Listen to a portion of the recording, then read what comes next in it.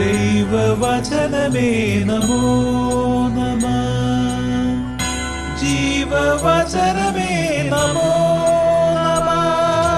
വചനദീപ്തിയിൽ തവഹിതം പോൽ ദൈവരാജ്യം പണിതിടുന്നേ. വിശ്വമഖിലം തവ മഹത്വം ദർശിപ്പതിന്ന ദൈവമഹത്വത്തിലേക്ക്.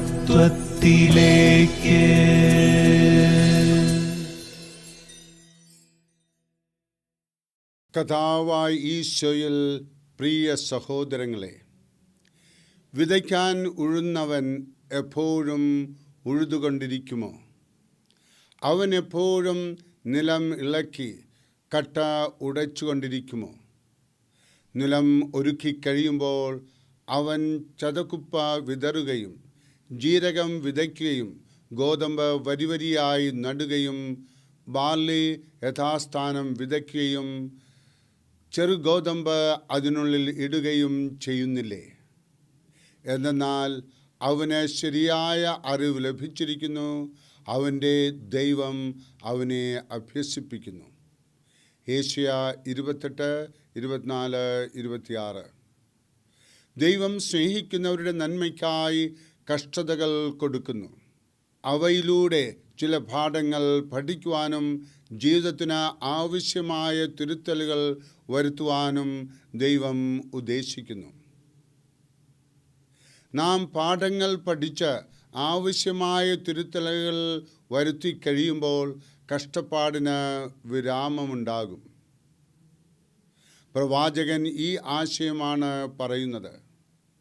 ഒരു വയൽ എന്നും ഉഴുതുകൊണ്ടിരിക്കുകയില്ല, ഒരു കാലയളവിൽ മാത്രമേ ഉഴുകയുള്ളൂ. ഉഴുത മണ്ണിൽ ഗോതമ്പും ജീരകവും വിതയ്ക്കും. അവ വളർന്ന് ഫലമുണ്ടായി വിളയുമ്പോൾ വയൽ മനോഹരമായിരിക്കും. ഉഴാനും കട്ടയുടയ്ക്കാനും ഒരു കാലമുണ്ട്. അത് കഴിയുമ്പോൾ കതിരും കായും നിറഞ്ഞ ഭൂമി മനോഹരമാകും. അതുപോലെ കഷ്ടപ്പാടുകൾ മാറുകയും സന്തോഷകാലങ്ങൾ വരികയും ചെയ്യും. ദൈവ പൈതൽ എന്നും ദുരിതപ്പെടാനിടയാകില്ല. വൈദ്യൻ രോഗികൾക്ക് കൊടുക്കുന്ന മരുന്നുകൾ കയ്പായിരിക്കും. രോഗം ഭേദമായാൽ പിന്നെ മരുന്ന് കൊടുക്കുകയില്ല.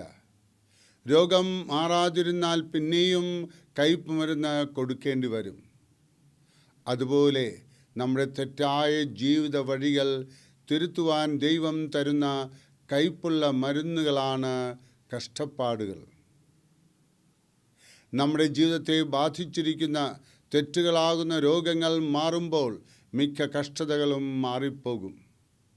ഇസ്രായേൽ ജനം ബാബിലോണിൻ്റെ പ്രവാസ ജീവിതം നയിക്കാനിടയാകുന്നത് അവരുടെ തെറ്റിൻ്റെ ഫലമായി ദൈവം കൊടുക്കുന്ന ശിക്ഷയാണെന്ന് പ്രവാചകൻ പ്രസ്താവിച്ചു. ഈ വാസ്തവം മനസ്സിലാക്കി സ്വയം തിരുത്തലുകൾ വരുത്തി ദൈവഭയത്തിൽ ജീവിക്കുമെങ്കിൽ വീണ്ടും ശുഭകാലം വരുമെന്ന് പ്രവാചകൻ വിശ്വസിക്കുന്നു. നാം ദുരിതം നിറഞ്ഞ ഇടനാഴിയിൽ പെട്ടുപോയേക്കാം. രക്ഷപ്പെടാനുള്ള വാതിലുകളെല്ലാം അടഞ്ഞതുപോലെ തോന്നും. പക്ഷേ അവസാന ഭാഗത്ത് എത്തുമ്പോൾ ഉയരത്തിലേക്ക് കയറുവാനുള്ള വാതിലുകൾ തുറന്നിരിക്കുന്നത് കാണാം. ജീവിതത്തിലുണ്ടാകുന്ന മുറിവുകൾ എന്നും നിലനിൽക്കുകയില്ല. അത് ഉണങ്ങി ഭേദമാകും. പരിശുദ്ധാത്മാവ് നിങ്ങളെ ഓരോരുത്തരെയും ആശീർവദിച്ച് അനുഗ്രഹിക്കട്ടെ. IMS അമ്മയുടെ അനുഗ്രഹം എപ്പോഴും നിങ്ങളുടെ ജീവിതത്തിൽ ഉണ്ടാകട്ടെ. ആമേൻ.